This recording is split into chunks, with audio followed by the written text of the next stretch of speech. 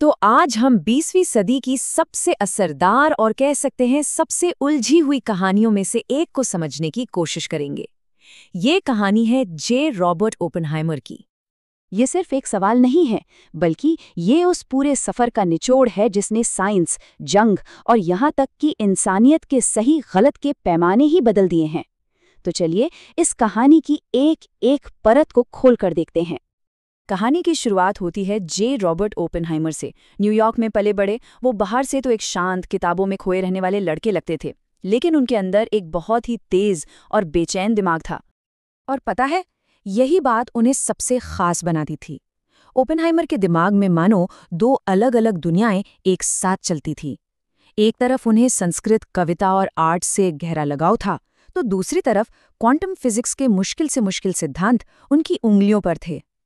यही अजीब सा कॉम्बिनेशन उन्हें किसी भी आम साइंटिस्ट से बहुत अलग बनाता था। चलिए अब कहानी को उस दौर में लेकर चलते हैं जब पूरी दुनिया दूसरे विश्व युद्ध की आग में झुलस रही थी। उसी वक्त एक साइंटिफिक खोज ने सब कुछ बदलने का खतरा पैदा कर दिया, और ये एक ऐसी रेस थी जिसे कोई भी देश हारना नहीं चाहता था। जरा इन तारीखों पर गौर कीजिए। 1938 में एक वैज्ञानिक खोज होती है और सिर्फ 4 साल के अंदर वो खोज इतिहास के सबसे सीक्रेट और सबसे बड़े मिलिट्री प्रोजेक्ट की वजह बन जाती है, जिसका नाम था मैनहट्टन प्रोजेक्ट।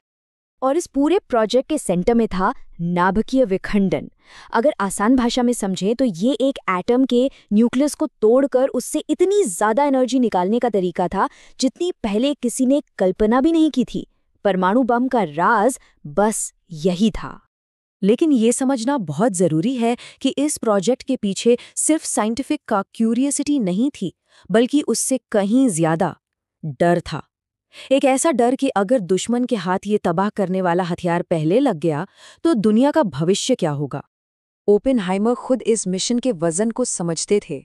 उनके ये शब्द साफ बताते हैं कि उन्हें एहसास था कि वो सिर्फ एक हथियार नहीं बना रहे, बल्कि इतिहास का एक नया और शायद सबसे खतरनाक पन्ना लिख रहे हैं। अब इतने बड़े और इतने खुफिया काम को करने के लिए एक खास जगह चाहिए थी।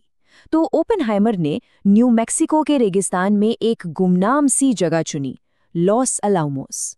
एक ऐसा शहर जो दुनिया के किसी भी नक्शे पर मौजूद ही नहीं था। वो जगह सिर्फ एक लैब नहीं थी, वो अपने आप में एक अलग ही दुनिया थी।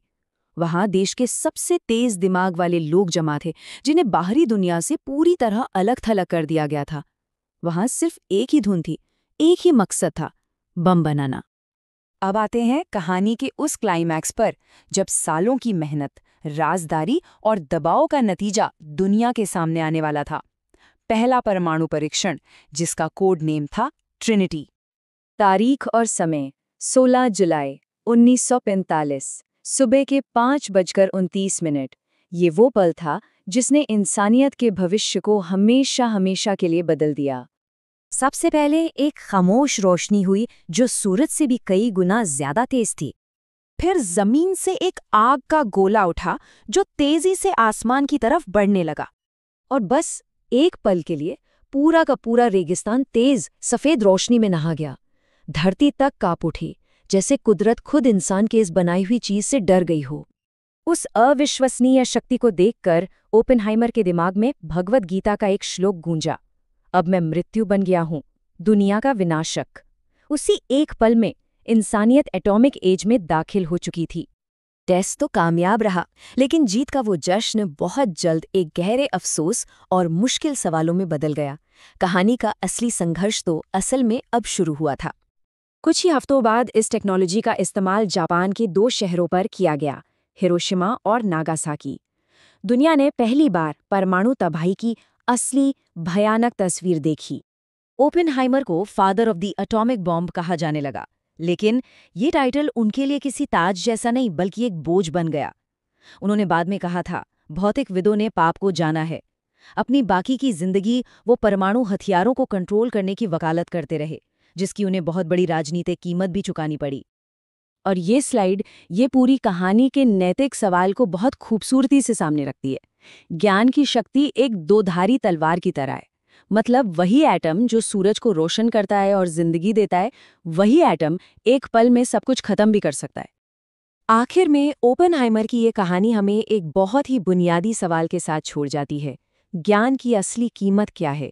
और जब इंसान बनाने की बेहिसाब ताकत हासिल कर लेता है, तो क्या वो उस ताकत के साथ आने वाली तबाही की जिम्मेदारी उठाने के लिए भी तैयार होता है?